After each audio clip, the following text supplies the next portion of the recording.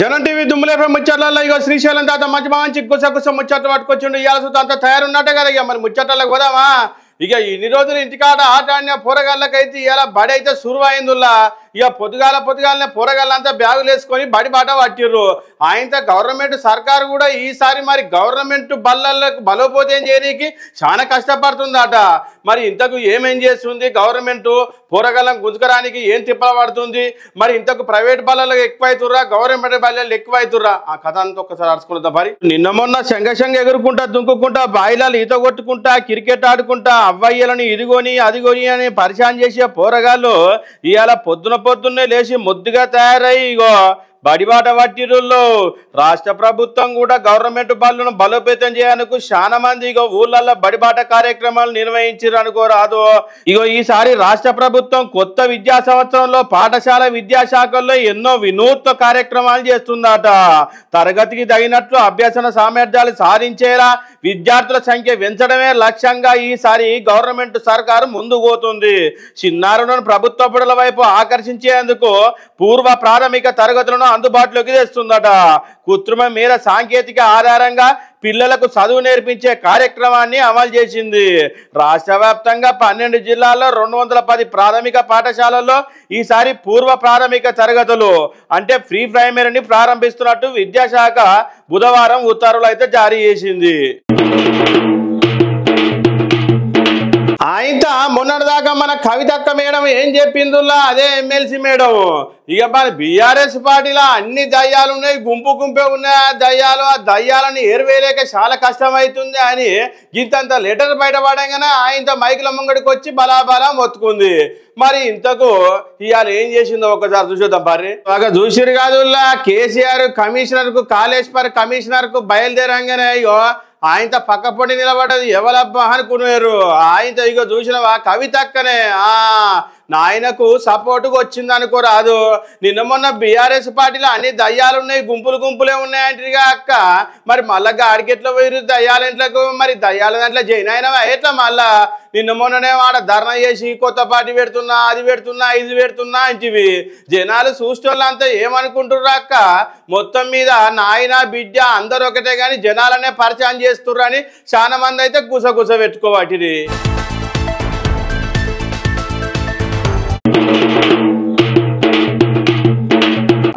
ఆయన గిత్త cinema shooting అవుతుంటే జనాలే ఎక్కడిది ఎగబడి ఉరికి చూస్తుంటారు అనుకోరాదు.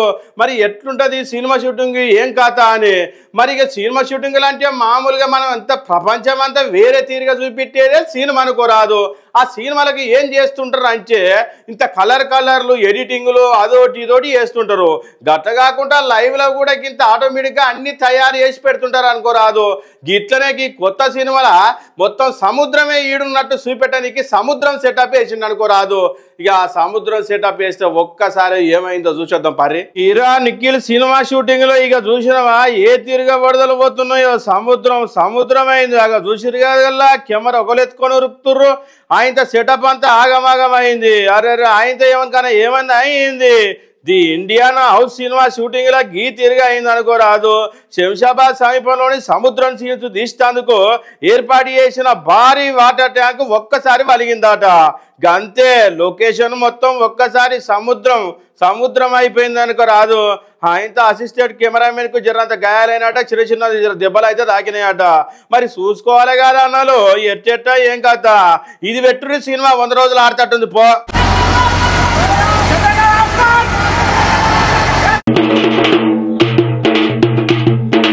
ఆయనతో నిన్న మొన్న జనగామ ఎమ్మెల్యే ఉన్నాడు కదా, అదే పల్లా రాజేశ్వర రెడ్డి సార్. ఆయనతో ఎన్నో దుబ్బుక్కున్నవాడి కాలు అయితే ఆయన ప్యాచర్ అయితే లెక్క అయిందట.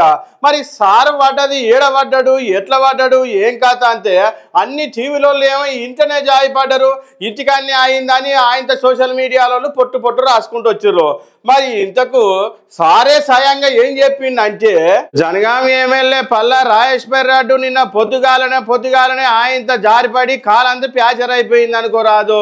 ఇంతకు ఏడ జారిపడ్డాడు అంటే ఇగో మన కేసీఆర్ సార్ ఉన్నాడు కదా, కేసీఆర్ సార్ కమిషనర్ ఆఫీసుకు పోతున్నాడగానే అందరు ఎమ్మెల్యేలు పోయి లైన్ కట్టిరాట. అందులో ఇక ఈసారి కూడా అల్లనే ఉన్నాడు అనుకోరాదు. ఆయనతో తానం చేస్తుంటే ఎట్లా అయిందో ఏం కథను మరి ఆయనలో జారిపడ్డాడు. ఆయనతో తానం చేస్తుంటే వాట లేకపోతే కేసీఆర్ సార్కి పెగ్గు వేస్తుంటే ఆ పెగ్గు ఈ పెగ్గు ఎక్కువై ఆయన జారిపడ్డా ఎట్లా అని చాలా మంది అయితే గుసగుస పెట్టుకుంటుర్రు. ఇక సోషల్ మీడియాలో చాలా మంది అయితే ఎమ్మెల్యేకి అభిమానం ఉన్నోళ్ళు ఏం చేసిర్రు అంటే ఇంటనే జారిపడ్డాడని వెతుకుంటూ వచ్చిర్రు. కానీ సారే స్వయంగా చెప్పిండు ఎక్స్లో పోస్టులో, ఇగో నేను కేసీఆర్ ఫామ్ హౌస్లో పడ్డా అని జారిపడ్డా అని చెప్పిండు. బీఆర్ఎస్ మీడియా అంతా ఏమున్నా అంత అనుకూలంగా కేసీఆర్కి అనుకూలంగా చూపెడుతుర్రు. మరి ఈడ ఏం జరిగిందంటే సారే స్వయంగా చెప్పే ఎందుకు పెడుతుర్రు ఆయన ఇటువంటి పోస్టులు.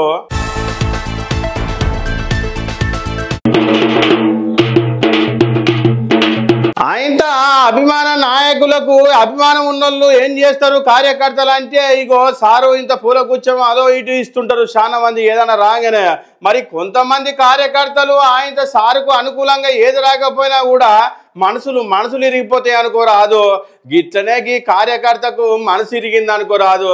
మరి మనసుని కార్యకర్త ఏం చేసిండు ఏం కథ ఒకసారి చూసేద్దాం. మరి నల్లగొండ జిల్లా మునుగోలులో కాంగ్రెస్ పార్టీ కోసం నిరంతరం పాటుపడే తమ నాయకునికి మంత్రి పదవి రాలేదని ఇగో గీ తీరుగా వాటర్ ట్యాంక్ ఎక్కింది అనుకోరాదు. చండూరు మున్సిపాలిటీలో ఒక అన్న అదేనుల్లా రాజగోపాల్ రెడ్డి సార్ ఉన్నాడు కదా, 24 గంటలు జనాలలో ఉంటాడు, 24 గంటలు ఆపరా సాపరా అంటే ఆదుకుంటాడు. గా సార్కు మంత్రి పదవి ఇయ్యరా అంటే అభిమానం ఎక్కువైపోయింది పోరానికి. ఏముంది ట్యాంక్ ఎక్కిండు, ఎంతకు దిగిరా అంటే కూడా అస్సలు దిగలేదట. మా సార్కు మంత్రి పదవి ఇస్తేనే దిగుతా లేకపోతే అస్సలు దిగా అని చెప్పిండు. కాంగ్రెస్ పార్టీలో కష్టపడే వారికి పదవుల్లో న్యాయం జరగలేదని మొత్తం మీద పోరాడు తీవ్రమైన ఆవేదన వ్యక్తం చేసిండు అనుకోరాదు. ఆయనతో అదోటి ఇదోటి బుదిగరిచ్చి మెల్లగా కిందికి దింపిరాట పిల్లగానికి.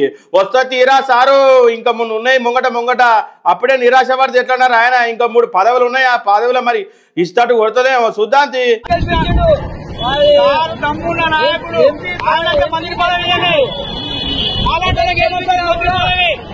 దాదా